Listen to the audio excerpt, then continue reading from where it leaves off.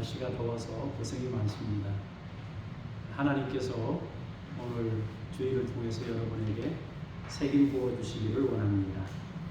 같이 찬양하겠습니다.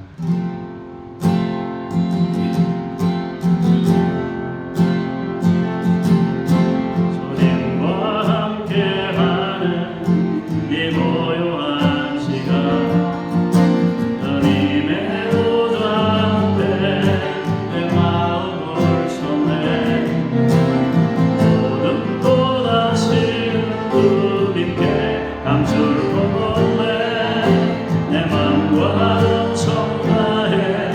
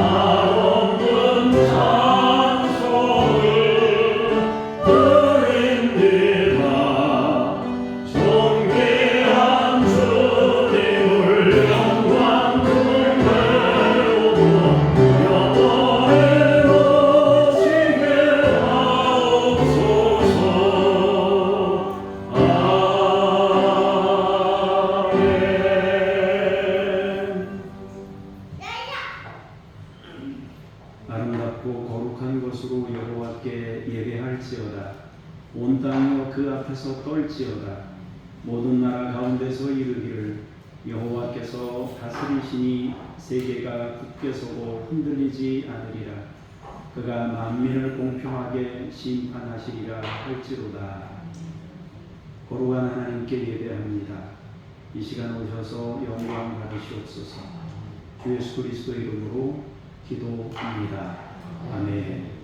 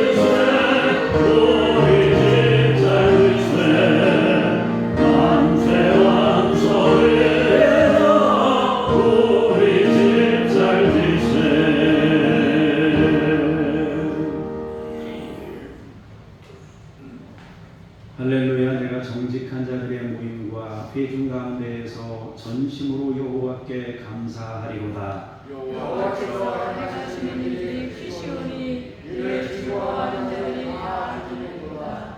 그의 행하시는 일이 존귀하고 어미하며 그의 의가 영원히 서 있도다. 그의 기적을 사람이 기억하게 하셨으니 여호와는 은혜로우시고 자비로우시도다. 여호와께서 자기를 경외하는 자들에게 양식을 주시며 그의 언약을 영원히 기억하시리로다. 그가 그들에게 온 나라의 기업을 주사 그가 행하시는 일의 능력을 얘기하게 하셨도다. 그의 손이 하는 일은 진실과 정의이며 그의 법도는 다 확실하니 영원 무궁으로 정하신 바요 진실과 정의로 행하신 바다.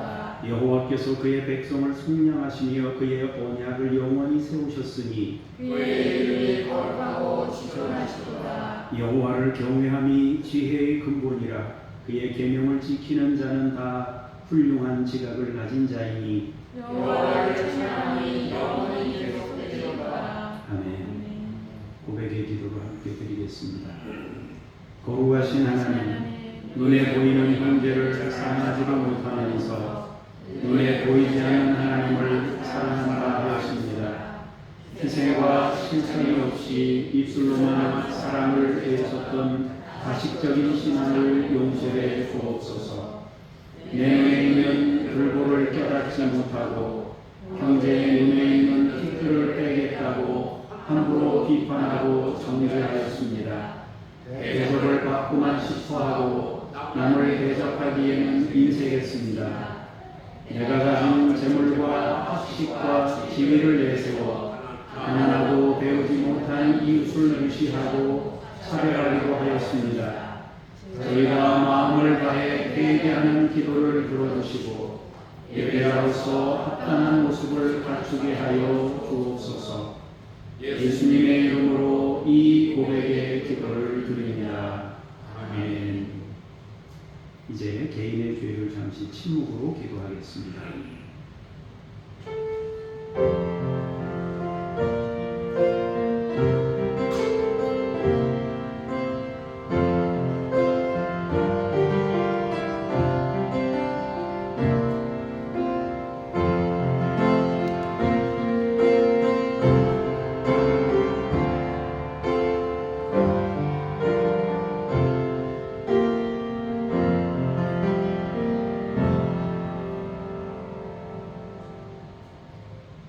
다시 우리를 불쌍히 여기셔서 우리의 죄악을 발로 밟으시고 우리의 모든 죄를 깊은 바다에 던지시리이다. 나는 전능하신 아버지 하나님 천지의 창조주를 믿습니다. 나는 그의 유일하신 아들 우리 주 예수 그리스도를 믿습니다. 그는 성령으로 잉태되어 동정녀 마리아에게서 나시고 본디오 빌라도에게 고난을 받아 십자가에 못 박혀 죽으시고 장사되기 사흘 만에 죽은 자 가운데서 다시 살아나셨으며 하늘에 오르시어 전능하신 아버지 하나님 우편에 앉아 계시다가 거기로부터 살아있는 자와 죽은 자를 심판하러 오십니다. 나는 성령을 믿으며 거룩한 공교회와 성도의 교제와 죄를 용서받는 것과 몸의 부활과 영생을 믿습니다. 아멘. 자리에 앉으셔서 기도하겠습니다.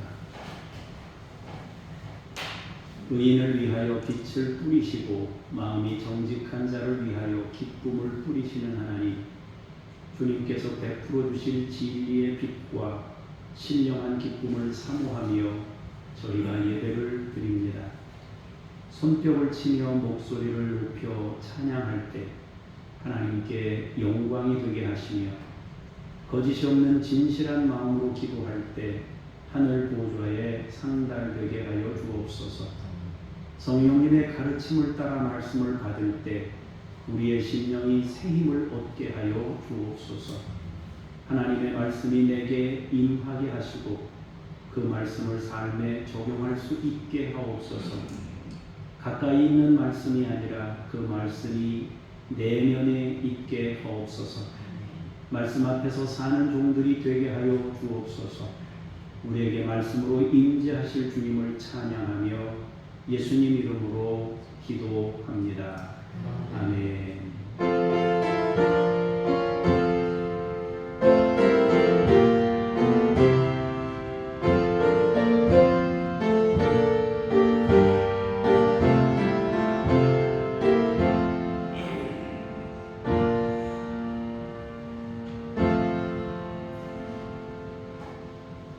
말씀 앞으로 나아가면서 찬양 부르시겠습니다.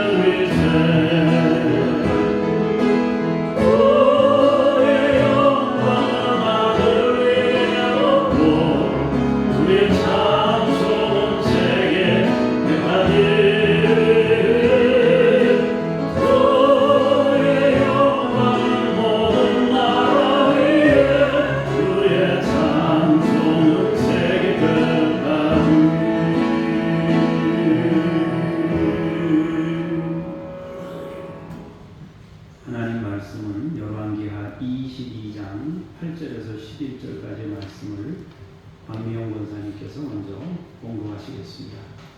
대제사장 hil기야가 서기관 사반에게 이르되 내가 여호와의 성전에서 율법책을 발견하였노라 하고 hil기야가 그 책을 사반에게 주니 사반이 읽으니라. 서기관 사반이 왕에게 돌아가서 보고하여 이르되 왕의 신복들이 성전에서 찾아낸 돈을 쏟아 여호와의 성전을 맡은 감독자의 손에 맡겼나이다 하고 또 서기관 사반이 왕에게 말하여 이르되 제사장 hil기야가 내게 책을 주더이다 하고 사반이 왕의 앞에서 읽으니 왕이 율법책의 말을 듣자 곧 그의 옷을 찢으니라. 아멘. 주님께 감사합니다. 연이어서 열왕기하 23장 1절에서 3절까지의 말씀을 강영보 집사님께서 공독하시겠습니다. 왕이 보내 유다와 예루살렘의 모든 장로를 자기에게로 모으고 이에 왕이 여호와의 성전에 올라가매 유다 모든 사람과 예루살렘 주민과 제사장들과 선지자들과 모든 백성이 노소를 막론하고 다 왕과 함께 앉으라. 왕이 여호와의 성전 안에서 발견한 언약책의 모든 말씀을 읽어 무리의 귀에 들리고 왕이 단위에 서서 여호와 앞에서 언약을 세우되 마음을 다하고 뜻을 다하여 여호와께 순종하고 그의 계명과 법도와 율례를 지켜 이 책에 기록된 이 언약의 말씀을 이루게 하리라 하매 백성이 다 그 언약을 따르기로 하니라. 아멘. 주님께 감사합니다. 23장 21절에서 25절 보겠습니다. 왕이 뭇 백성에게 명령하여 이르되 이 언약책에 기록된 대로 너희의 하나님 여호와를 위하여 유월절을 지키라 하매 사사가 이스라엘을 다스리던 시대부터 이스라엘 여러 왕의 시대와 유다 여러 왕의 시대에 이렇게 유월절을 지킨 일이 없었더니 요시야 왕 18째 해에 예루살렘에서 여호와 앞에 이 유월절을 지켰더라. 요시야가 또 유다 땅과 예루살렘에 보이는 신격한 자와 전쟁이와 드라빔과 우상과 모든 가증한 것을 다 제거하였으니 이는 대제사장 hil기야가 여호와의 성전에서 발견한 책에 기록된 율법의 말씀을 이루려 함이라. 요시야와 같이 마음을 다하며 뜻을 다하며 힘을 다하여 모세의 모든 율법을 따라 여호와께로 돌이킨 왕은 요시야 전에도 없었고 후에도 그와 같은 자가 없었더라. 아멘. 주님을 찬양합니다. 아멘. 더운 날씨에 하나님의 성전에 오르신 여러분 한 분 한 분을 주의 이름으로 축복합니다. 하나님의 은혜와 복이 여러분과 가정과 자손 만대에 임하기를 원하고 특별히 여러분 자녀들에게 신앙의 계보가 아름답게 이어갈 수 있기를 주의 이름으로 축복합니다. 여러분보다 훨씬 더 좋은 믿음의 사람들이 여러분 후대에 일어날 수 있기를 원합니다. 오늘은 말씀 앞에서라는 제목으로 은혜를 나누겠습니다. 오늘 내용은 아무랬던 시대에 신앙을 온전히 세우고자 헌신했던 사람에 대한 이야기입니다. 그 사람은 요시야 왕입니다. 8살에 왕위에 올라서 16살에 하나님을 찾기 시작합니다. 그리고 20세부터 우상을 제거하기 시작했고 26세 때 율법책을 발견하게 되면서 새로운 신앙을 얻게 됩니다. 이전과는 차원이 다른 신앙을 갖기 시작했다는 것입니다. 8살에 왕이 되었다는 것은 시대적으로 안정되지 못했다는 것을 의미합니다. 선왕이 살해를 당했습니다. 그것은 국가적으로 매우 불안했다는 것이죠. 므낫세의 55년 통치와 아몬의 2년 통치가 백성들의 마음을 평안하게 만들지 못했습니다. 특히 므낫세는 우상이라는 우상은 모두 만들어 섬겼던 사람입니다. 심지어 성전 안에까지 우상을 들여와서 세운 사람이 므낫세였습니다. 그렇게 성전까지 우상을 세우면서 하나님을 멸시했습니다. 그뿐만이 아니라 므낫세는 우상 숭배를 넘어서서 무죄한 자의 피를 너무나 많이 흘린 사람이기도 합니다. 그리고 그의 아들 아몬도 므낫세의 뒤를 따르면서 국가를 비신앙으로 만든 사람입니다. 그 과정에서 신하들이 더 이상은 참을 수 없다 싶어서 궁중에서 아몬을 죽이게 됩니다. 그렇게 아몬을 죽이고 나서 갑자기 등장해서 왕권을 이어받은 사람이 요시야입니다. 쉽지 않은 시대에 쉽지 않은 나이에 불안정한 유다의 왕이 되었습니다. 그럼에도 불구하고 다윗 이후에 가장 신실하게 하나님을 따른 통치자다라고 성경이 기록하고 있습니다. 거기에는 크게 몇 가지 이유가 있었습니다. 하나는 이대로는 안 된다 하는 유대의 그 흐름이 있었습니다. 므낫세와 아몬이 너무 엇나간 모습을 보였고 무죄한 사람들의 피까지 흘렸기 때문에 백성들이 반감이 컸던 것이죠. 두 번째로는 요시야 시대에 함께 했던 이사야 선지자와 예레미야 선지자와 같은 굉장히 좋은 영향을 받을 수 있는 선지자들이 그의 곁에 있었다는 것입니다. 세 번째로는 오늘 본문에서 우리가 읽은 것처럼 그가 율법책을 발견하게 되었다는 점입니다. 하나님의 말씀을 발견하게 되었다는 것은 획기적인 성숙을 이룰 수 있었음을 의미합니다. 말씀을 만나게 된 것은 하나님을 향한 단순한 열정이 아니라 분명한 기준과 방향과 원칙을 새로 얻게 되었다는 뜻입니다. 그래서 더 확실하게 종교 개혁을 일으킬 수 있었습니다. 열정이라는 것은 굉장히 좋은 것입니다. 우리도 신앙 열정을 가져야 하겠습니다. 그런데 신앙 열정과 함께 말씀의 접촉이 필요합니다. 반드시 열정에 더해 하나님의 말씀과 관련한 체험이 있어야 합니다. 사랑하는 여러분, 말씀이 우리 속에, 우리 삶에 녹아 들어야 하겠습니다. 말씀과 내가 분리된 상태가 아닌 말씀과 내가 하나가 돼서 의미 있는 인생을 열어갈 수 있기를 축복합니다. 교회가 50년 넘게 이곳에 서 있습니다. 늘 같은 자리에 버티고 있습니다. 그러나 여전히 이 지역민들은 교회와 분리된 삶을 살아갑니다. 지나가면서 맨날 이 교회를 보고 있습니다. 차 타고 다닐 때도 보고 걸어 다닐 때도 보고 눈 떠서 일어나서 보면 십자가가 보입니다. 그런데 나와 관계없는 상태로 살아가고 있습니다. 마찬가지로 성경은 늘 우리 곁에 있습니다. 어떤 경우에는 주기적으로 성경을 읽고 있습니다. 그리고 더 나아가 성경을 암송하기도 합니다. 그렇지만 이 말씀과 내 삶의 일치를 보이는지에 대한 문제는 다른 것입니다. 반드시 말씀은 우리의 삶의 일치를 보여야 합니다. 곁에 있다고 일치를 이루는 것이 아닙니다. 곁에 있지만 분리된 상태로는 곤란합니다. 사람들이 묻습니다. 장호교회 어디 있어요? 거기 언덕에 동네 들어오면 다 보이지 않습니까? 누구나 다 확인할 수 있는 저기 다 있어요. 그렇게 말할 수 있어요. 그런데 자기는 교회와 분리된 채 살아갑니다. 똑같아요. 성경에 대해서 묻습니다. 예, 어디에 뭐가 있습니다. 말을 해요. 그런데 분리된 채 살아가는 거예요. 어떤 목사님이 굉장히 이제 그 고민을 했다고 하는데, 금식기도원에 사람들이 가서 금식을 3일씩 하고 이제 내려오는데 버스가 한번 시내로 갔다 오면은 뭐 20분, 30분 걸리는 거예요. 그러니까 그 버스를 타야 되는 거예요. 금식을 하고 집에 빨리 가야 되는데 버스를 기다리는데 사람이 많은 거예요.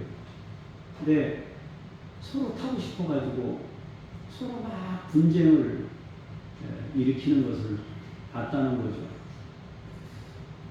기도 안 하고 안 싸우는 게 낫지.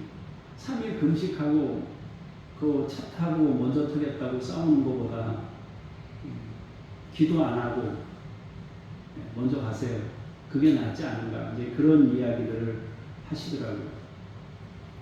말씀과 우리의 삶이 일치를 보인다는 것은 그걸 내 것으로 삼고 내면화시켜야 된다는 뜻이거든요. 그것이 무엇보다 중요하다는 것입니다. 자, 우리가 조금 전에 읽었던 말씀을 다시 한번 보도록 하겠습니다. 8절에서 11절입니다. 대제사장 hil기야가 서기관 사반에게 이르되 내가 여호와의 성전에서 율법책을 발견하였노라 하고 hil기야가 그 책을 사반에게 주니 사반이 읽으니라. 서기관 사반이 왕에게 돌아가서 보고하여 이르되 왕은 신복들이 성전에서 찾아낸 돈을 쏟아 여호와의 성전을 맡은 감독자의 손에 맡겼나이다 하고 또 서기관 사반이 왕에게 말하여 이르되 제사장 hil기야가 내게 책을 주더이다 하고 사반이 왕의 앞에서 읽음에 왕이 율법책의 말을 듣자 곧 그의 옷을 찢으니라. 아멘.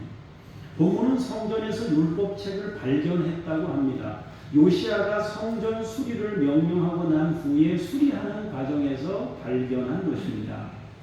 이 말은 율법책이 오랫동안 방치되어 있었다는 것을 뜻합니다. 누구도 말씀에 관심을 두는 자가 없었다는 것이죠. 성전을 돌아볼 새도 없는데 성전 안에 있는 율법책을 어찌 관심을 기울이겠습니까? 므낫세와 아몬 시대에 온갖 우상 숭배를 하면서 살았기 때문에 하나님의 성전도 하나님의 말씀도 사람들에게는 관심 밖에 있었습니다. 그러다가 요시아가 왕이 되면서 하나님을 찾게 됩니다. 성전을 돌아볼 마음이 생깁니다. 그리고 그 과정에서 말씀을 만납니다. 그리고 그 말씀을 접하게 됩니다. 대제사장이었던 hil기야가 율법책을 발견하고 나서 놀라워합니다. 그는 서기관 사반에게 주어 읽게 합니다. 대제사장이 말씀을 발견하고 나서 말씀을 우리가 발견했다 하고 놀랄 정도면 당시 유다의 신앙이 어느 정도인지 짐작할 수 있습니다. 대제사장이 말씀이 어디 있는지 몰라요. 그러다가 청소하다가 발견한 거예요. 그러니 백성들은 오죽하겠습니까? 사반은 말씀을 읽고 나서 왕에게 보고합니다. 성전을 수리하고 정비하는 과정에서 말씀을 발견했습니다. 대제사장 hil기야가 이것을 내게 주었습니다 하고 왕 앞에서 율법책을 읽습니다. 요시아는 서기관 사반이 읽은 말씀을 듣습니다. 그리고 그 말씀을 들을 때 충격을 받았습니다. 옷을 찢습니다. 옷을 찢는다는 것은 슬픔의 표시이고 회개의 표현이기도 합니다. 분노와 슬픔과 겸비함을 뜻하기도 합니다. 말씀의 거울을 처음 접하면서 새로운 삶의 방향을 얻게 된 것입니다. 베드로가 사도행전에서 설교할 때 사람들이 그 설교를 듣고 어떻게 했습니까? 형제들아 우리가 어찌하면 되겠느냐 하고 질문을 했습니다. 말씀의 거울을 접하면서 우리도 그 말씀이 나와 관계 있는 말씀으로 받아야 합니다. 요시아는 이전까지 우상 숭배의 흔적들을 제거해야 하겠다, 하나님을 향한 신앙으로 서야 하겠다 그런 정도로만 그렇게 하나님께 열심을 보였습니다. 우상을 제거하는 것이 하나님의 뜻이라고 생각하고 열심히 그 일을 했어요. 이제는 말씀이 자기에게 새로운 기준이 이제 들어오면서 말씀을 만나게 되면서 들어오면서 새로운 생각을 갖게 된 겁니다. 요시아는 말씀을 접하자 가장 먼저 사람들을 선지자에게 보냅니다. 이 말씀에 대해 묻고 싶었기 때문입니다. 혼자서만 말씀을 잡고 실망한 것이 아니라 가까이에 살고 있었던 여선지자 훌다에게 사람을 보냅니다. 그는 예루살렘 둘째 구역에 거주하고 있었습니다. 선지자는 요시아에게 말씀대로 세상이 움직인다고 전합니다. 세상은 하나님의 말씀대로 그대로 진행된다고 전합니다. 하나님의 말씀하신 것은 그대로 현실이 된다고 말씀을 전해줍니다. 말씀에 기록된 대로 성취될 것임을 알려줍니다. 바꾸면 온갖 우상 숭배로 더러워진 유다가 그의 상응하는 진노를 피할 수 없을 것이라고 말씀하고 있습니다.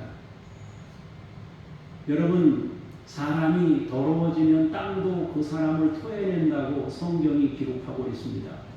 우리가 나쁜 음식을 먹으면 속에서 설사해서 버리든지 그것도 너무 급하면 위로 다 버리게 됩니다. 다시 내버려요. 우리 몸이 아는 거죠. 나쁜 거는 내 몸에 거부 반응을 일으키는, 그래서 토하는 거예요. 땅도 사람이 더러워지면 토한다고 합니다. 온갖 우상숭배로 더러워진 유다가 이제 그 더러운 지경이 너무 커져서 땅이 그들을 받아줄 수 없는 지경에 이르렀다는 거예요. 그렇지만 너는 말씀을 듣고 부드러운 마음이 되어 옷을 찢고 통곡하고 겸비했기 때문에 은혜를 받게 될 것이라고, 너에게는 은혜를 베푸신다는 말씀을 전해 듣게 됩니다. 요시아는 이때부터 바쁘게 신앙의 개혁을 이루어갑니다. 이제 말씀을 들었고 거기에 대한 응답까지 얻었기에 요시아는 말씀에 상응하는 후속 조치들을 취하기 시작합니다. 그가 먼저 했던 일은 사람들을 모으고 말씀을 들려주는 일을 하게 됩니다. 23장 1절에서 3절 말씀을 보겠습니다.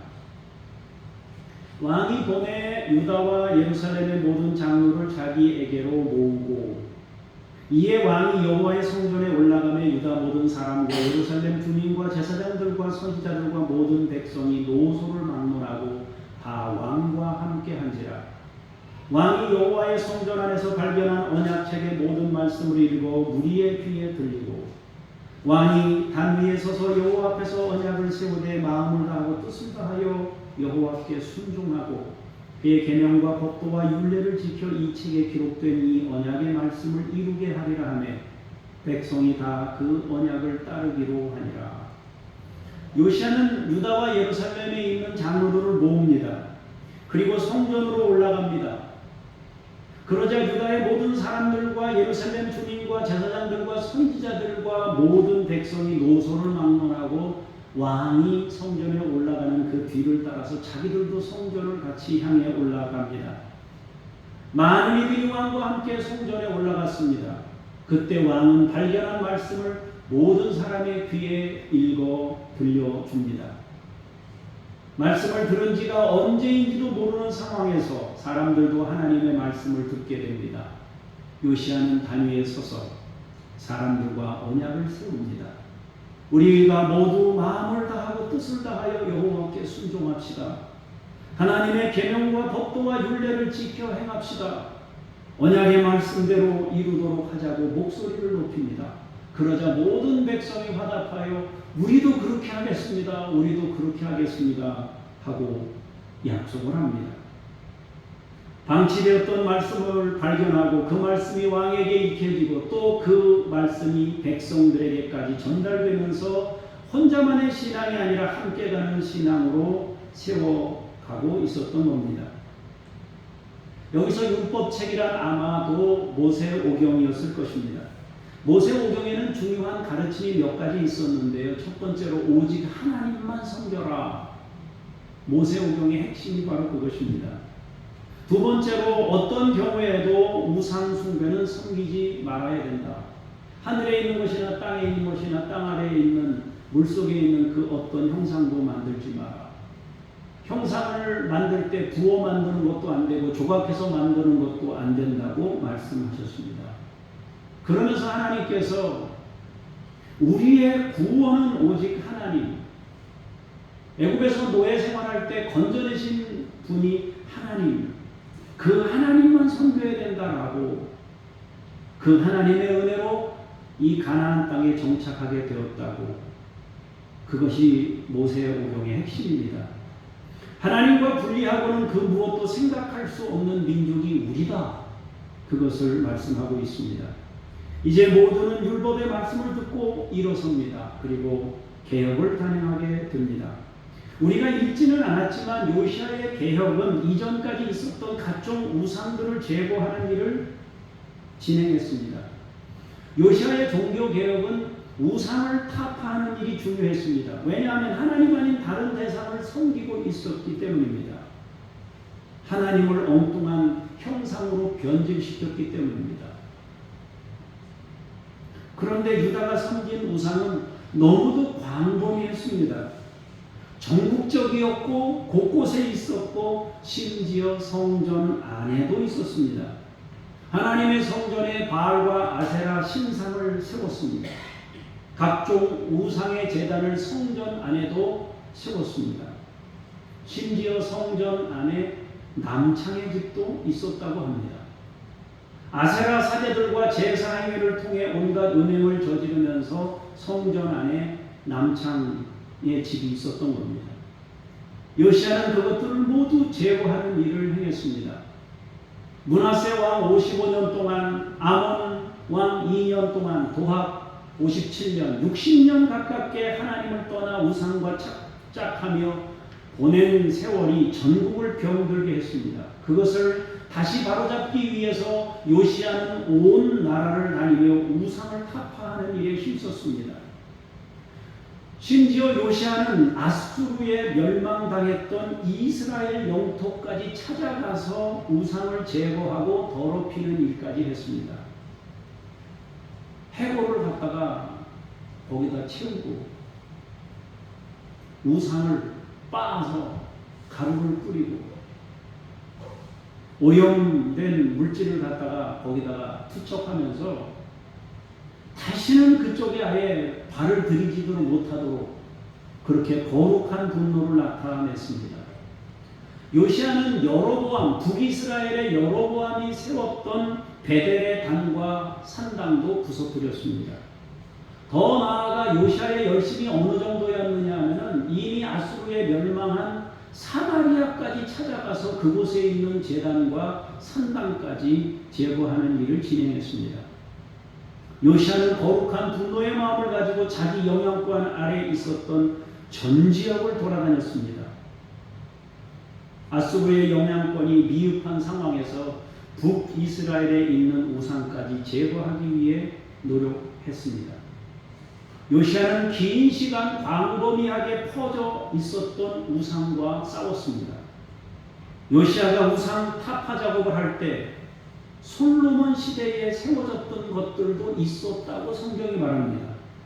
아하스 왕은 자기 다락에 우상의 제단을 세웠던 사람입니다. 다락에 성전을 따로 세워서 하나님 성전이 아닌 우상의 성전을 세워놓고 거기서 제사했던 사람이 아하스예요. 므낫세는 더 말할 것도 없었고 선왕들이 세웠던 우상들을 제거하는 데 힘을 쏟았습니다. 특히 솔로몬 왕이 세웠던 우상은 놀랄 따름입니다. 아무도 솔로몬이 세웠던 우상을 제거하지 못했어요. 솔로몬 그러면 누굽니까? 하나님의 성전을 세운 사람입니다. 하나님의 성전을 세운 사람이니까 솔로몬이 세운 우상은 감히 누구도 손을 못 댄 거예요.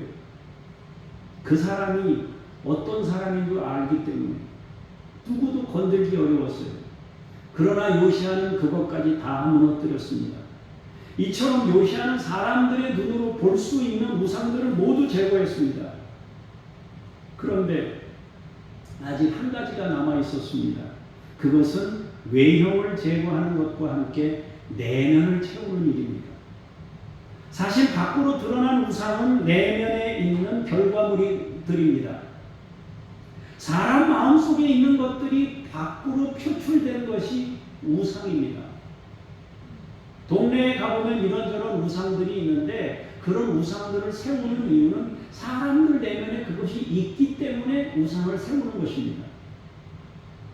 그런데 요시야는 밖으로 나온 모든 우상을 다 제거했어요. 그렇다고 속에 있는 것까지 제거된 것은 아니에요.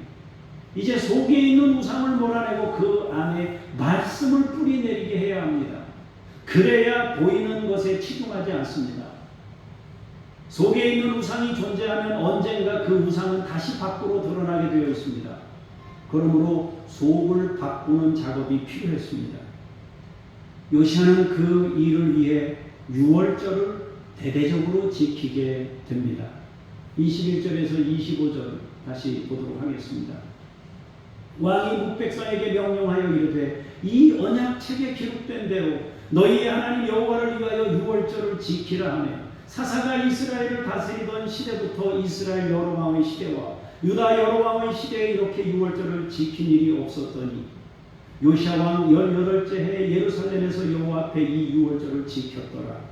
요시야가 또 유다 땅과 예루살렘에 보이는 신접한 자와 점쟁이와 드라빔 우상과 모든 가증한 것을 다 제거하였으니 이는 대제사장 hil기야가 여호와의 성전에서 발견한 책에 기록된 율법의 말씀을 이루려 함이라. 요시야와 같이 마음을 다하며 뜻을 다하며 힘을 다하여 모세의 모든 율법을 따라 여호와께로 돌이킨 왕은 요시야 전에도 없었고 후에도 그와 같은 자가 없었더라. 아멘. 요시야는 말씀에 있는 대로 유월절을 지키라고 명령합니다. 얼마나 성대하게 지켰는지 사사시대부터 지금까지 이 정도로 유월절을 지킨 왕은 없었다고 합니다. 유월절의 규모에 대해서는 역대하에 보충 설명이 되어 있습니다. 요시야는 백성들이 유월절을 잘 지키게 하기 위해서 자기 소유 중에 어린 양과 어린 염소 3만 마리를 내어 놓았습니다. 수소 3천 마리를 내어 놓았습니다. 하나님께서 출애굽을 위해 구원하신 역사를 기념하면서 광대하게 지켰던 겁니다. 요시야가 이러한 헌신을 하게 되자 방백들까지도 자극을 받아서 하나님의 말씀에 전염됩니다.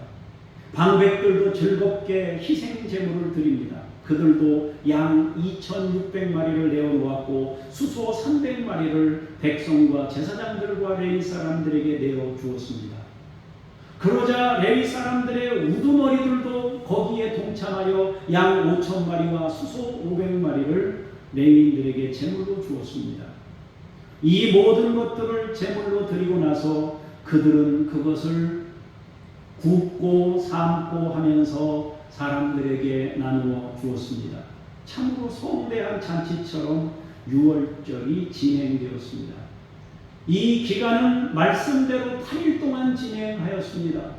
유월절을 첫날 지키고 무교절을 7일 동안 지킨 것입니다.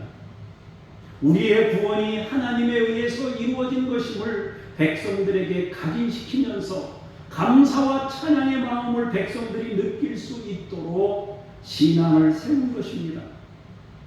얼마 전에 과거에 히스기야 왕도 유월절을 지킨 일이 있었습니다. 히스기야의 특별한 신앙을 보면 그는 모세의 노뱀을 부순 왕입니다. 사실 모세의 노뱀은 신앙적인 기념이 있는 거예요. 그런데도 사람들이 그걸 숭배하니까 히스기야가 그 노뱀을 없애버렸습니다. 모세의 흔적을 지운다는 것은 힘든 일이에요. 그럼에도 불구하고 히스기야는 그 일을 단행했습니다. 그런데 요시야는 솔로몬 때 세워졌던 우상을 제거하는데 솔로몬 흔적을 지우는데 앞장섰어요. 그 사람이 또 요시야예요. 이 히스기야와 요시야는 멋있는 사람이에요. 그런데 그 히스기야 왕보다 더 성대하게 유월절을 지킨 사람이 바로 요시야 왕입니다. 이 모든 것이 다 말씀을 발견했기 때문에 가능했습니다. 말씀을 내 삶과 일치시켰던 열매입니다. 그럼 이제 궁금한 게 하나 있어요.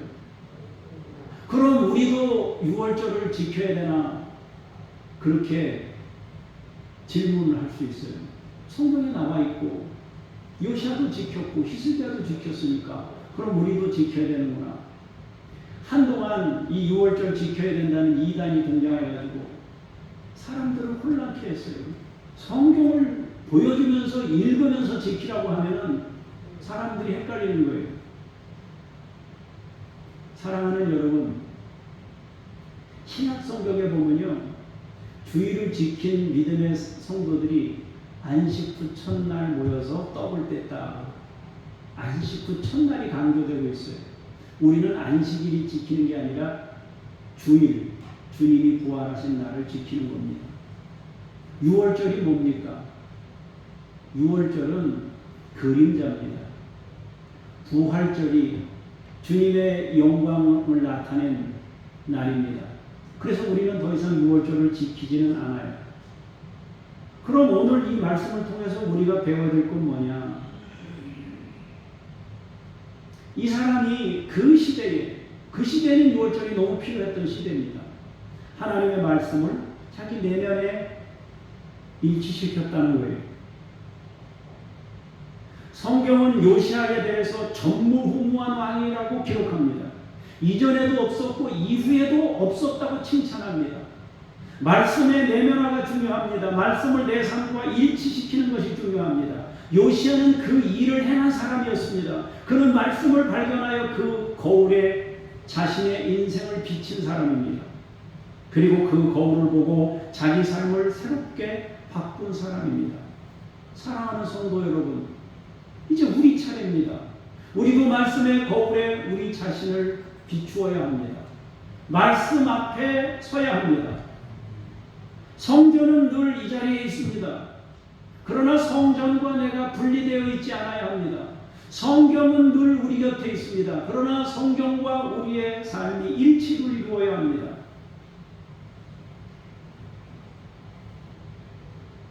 나와 무관한 말씀이 아니라 내 삶에 적용해야 합니다. 그냥 얼마나 읽었느냐가 아니라 말씀을 주목해야 합니다. 말씀에 반응해야 합니다. 어떤 사람과 대화하면서 상대방을 존중한다는 건 뭐예요? 그 사람이 말하는 것은 반응하는, 그 사람이 말하는 대로 반응하는 게 그 사람을 존중하는 거잖아요. 우리가 하나님을 존경한다, 하나님을 경외한다는 건 뭐예요? 그분의 말씀에 반응하는 거예요. 불렀는데 반응을 안 해요.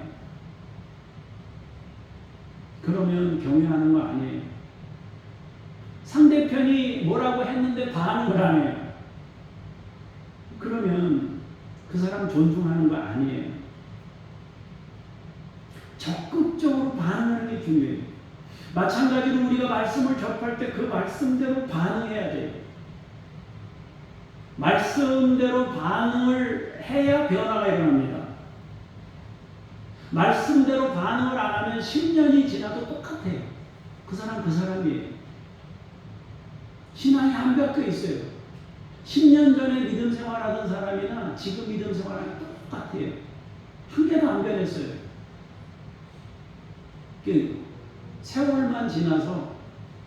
세월만 지나서 연조만 깊어지는 거예요. 신앙의 깊이는 아니고. 우리가 말씀을 접할 때 그 말씀대로 반응해야 돼요. 우리도 새로운 역사를 만들 수 있어요. 말씀에 반응하면 새로운 일을 만들 수 있어요. 작은 것부터 하면 돼요. 제가 여러분들에게 오늘 구체적으로 실천할 수 있는 것을 하나 제시하겠습니다. 여러분들이 생각할 때 지금 하는 것보다 하나만 더 하세요. 여러분이 지금 하는 것보다 하나님께서 기뻐하실 만한 일이 뭐가 있는데 지금 여러분들이 하시는 게 있어요. 지금도 너무 많아요, 하는 게. 근데 지금 하는 것보다 하나만 더 해요. 그러면 변화를 보게 됩니다. 인생이 달라져요. 주일날 낮에만 딱 나오시는 분은 수요 예배 하나만 더 잡든지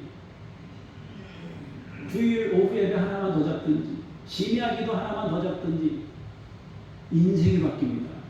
그 사람 그 삶의 현실이 뒤집어집니다. 하나만 두 개, 세 개 할 것 없어요. 근데 하나 더 하면 사람이요 달라져요. 그러면 더 전진할 수 있는 변화가 일어나게 될 거예요. 하나만 더 하면 변화된 나를 보게 돼요. 하나님께서 우리에게 요구하시는 것은 전부가 아니었어요. 하나였어요. 10가지 중에 하나. 그거 하나만. 모든 거 다 줄게. 선악을 알게 하는 나무심 하나만. 하나만 딱. 하나가요. 능력이에요. 하나가 우리를 뒤집는 거예요. 그 하나가 우리를 완전히 바꾸는 거예요. 변화된 가정과 사회를 여러분들이 만나게 될 거예요. 여러분이 바뀌면 여러분 주변이 바뀔 거예요. 여러분 주변이 바뀌면 사회가 바뀔 거예요. 그러면 우리는 새로운 역사를 경험하게 될 겁니다. 여러분 모두 말씀 앞에서 사는 분들이 되시기를 주님의 이름으로 축복합니다. 기도하겠습니다.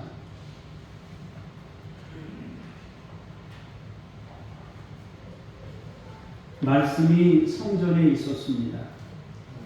성전이 방치되자 말씀도 방치됐습니다.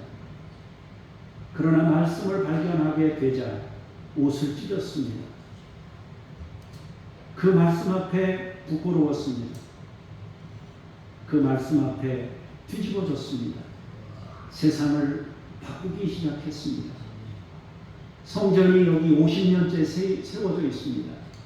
사람들이 교회로 가는 길이 어디냐고 그러면 저쪽이라고 가르쳐 줍니다. 그러나 분리된 채 살아갑니다. 성경이 어디 있느냐고 물으면 늘 내 곁에 있습니다. 늘 읽습니다. 그러나 그것과 내가 분리되어 있습니다. 그 말씀을 나와 일치시키는 일을 행하지 못합니다. 그래서 변화가 일어나지 않습니다. 주여 간절히 원하오니 단 한 가지라도 하나님의 말씀에 옳게 반응하여 변화를 이루기를 원합니다. 성령님 우리에게 임재하시옵소서. 우리를 뜨겁게 하시옵소서. 우리를 바꾸시옵소서. 우리를 변화시켜 주시옵소서. 그리하여서 내가 변화되고 가정이 변화되고 사회가 바뀌는 대역사가 일어나게 하옵소서. 말씀 앞에서 사는 우리 모두가 되게 하옵소서. 주 예수 그리스도 이름으로 기도합니다. 아멘.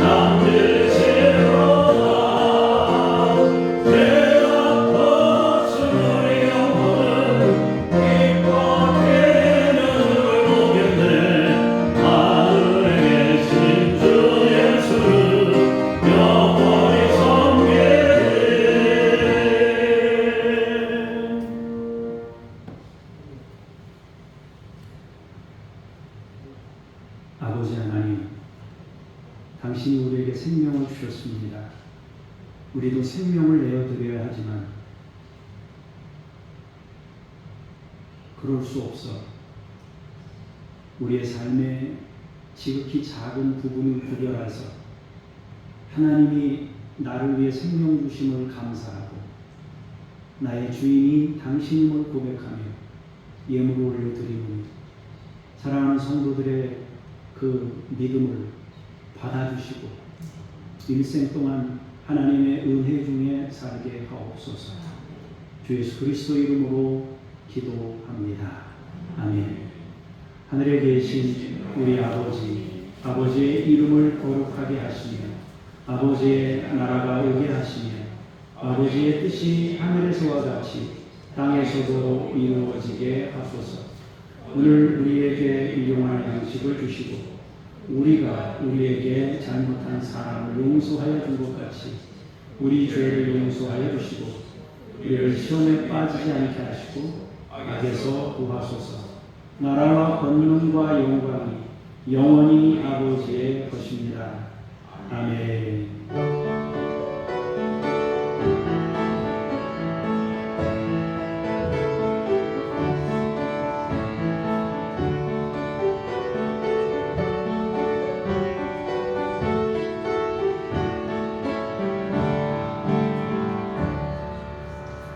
자리에 앉으셔서 암송 찬양 부르시겠습니다.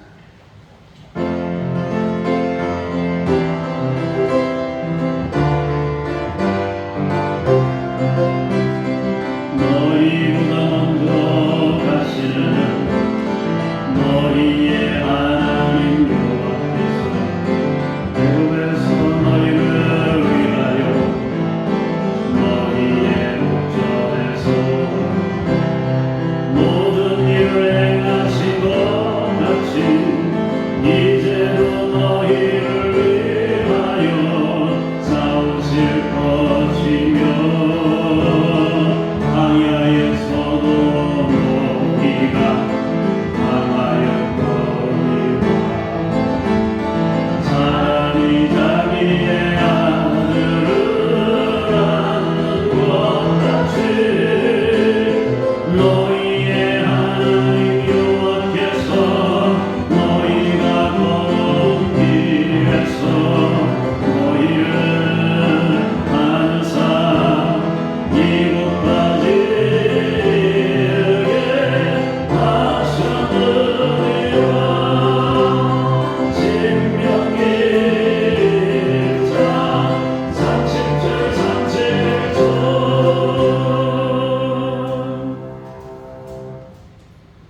중보기도 주보 내용 가운데 보면 경기 침체와 임금 체납 문제가 해결되도록 경기를 회복시켜 주십시오.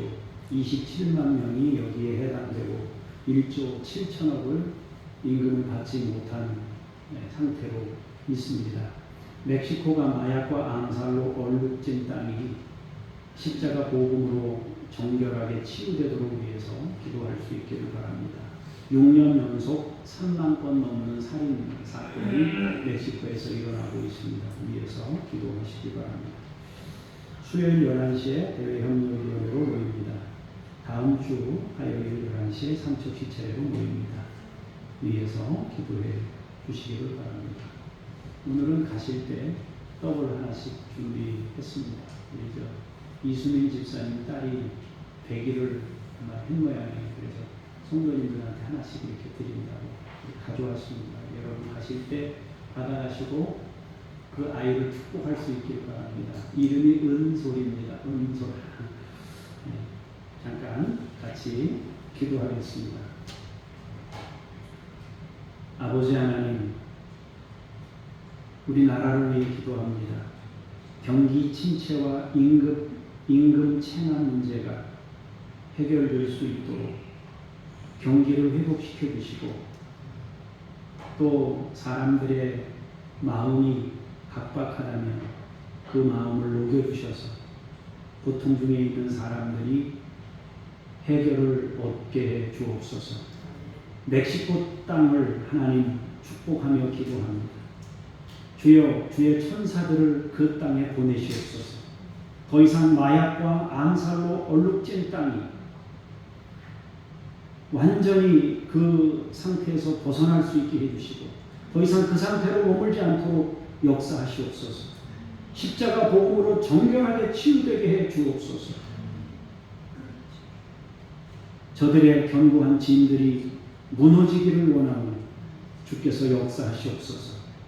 우리가 섬기는 장준혁 북한 어린이들 야바 임마누엘, 이웃 아저씨 아줌마 이동식 서명숙 김수현 김명숙 천애순이 선교사님 아버지께서 함께 해주셔서 주여 이들이 있는 곳에 주님이 함께 하시고 그들의 필요를 채우시고 그들에게 이적과 기사가 나타나게 하시고 하나님이 살아계심을 그들이 체험할 수 있도록 능력을 나타내 보여주옵소서.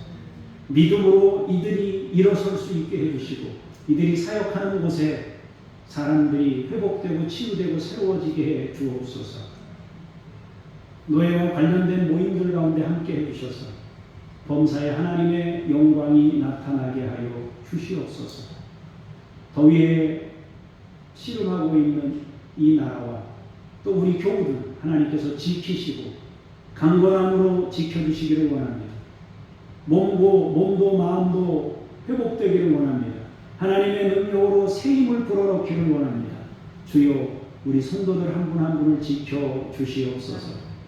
교회를 향하여 아버지 하나님 머리를 들고 기도하는 다니엘처럼 이 분주한 시기에 그렇게 전에 행하던 대로 하루 3번씩 무릎을 꿇고 열린 창에서 예루살렘을 바라보며 기도했던 것처럼 우리 성도님들이 아침 저녁으로 이 성전을 바라보며 아버지 하나님 애끓는 심정으로 주 앞에 그렇게 있사오니 주께서 우리 성도들을 기억하시고 은혜 베풀어 주시옵소서. 일주일 동안도 승리케 하시고 하나님 곁에 사는 종들이 되게 해 주옵소서. 감사드리며 주 예수 그리스도 이름으로 기도합니다. 아멘. 다 같이 자리에서 일어나셔서 찬송 부르며 삶의 자리로 주님과 동행하여 나가겠습니다.